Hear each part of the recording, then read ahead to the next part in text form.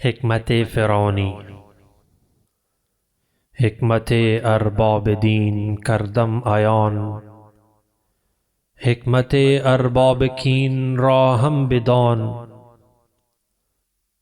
حکمت ارباب کین مکر است و فن، مکر و فن تخریب جان تعمیر تن.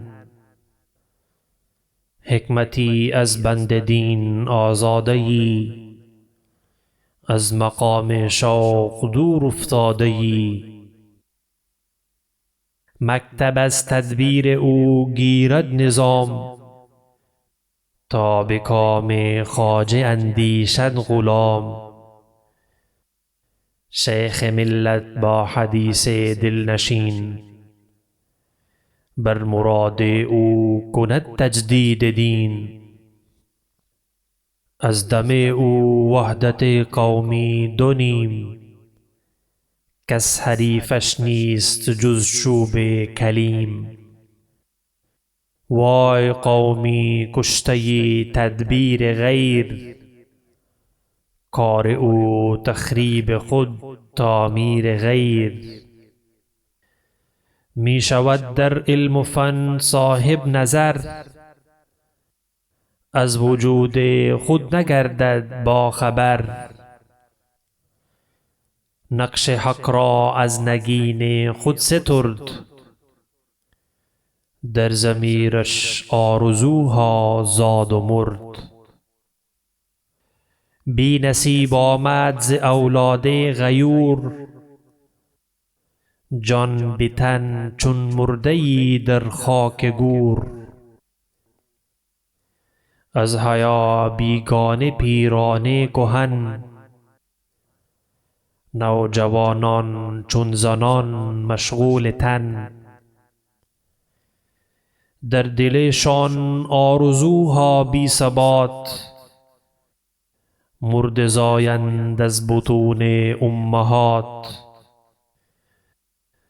دختران او به زلف خود اسیر، شوخ چشم و خودنما و خرده گیر. ساخته پرداخته دل باخته، ابروان مثل دو تیغ آخته. ساعد سیمین شان عیش نظر، سینه ماهی به موج اندر نگر. ملتی خاکستر او بی شرر، صبح او از شام او تاریک تر.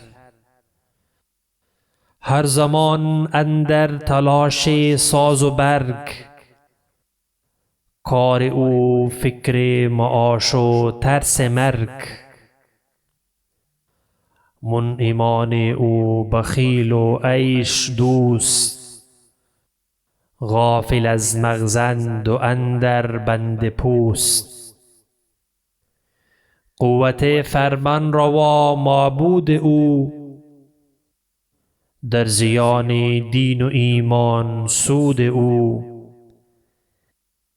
از حد امروز خود بیرون نجست، روزگارش نقش یک فردا نبست. از نیاکان دفتری اندر بغل، الامان از گفته های بی عمل. دین او عهد وفا بستن بغیر، یعنی از خشت حرم تعمیر دیر. آه قومی دل ز حق پرداخته، مرد و مرگ خویش را نشناخته.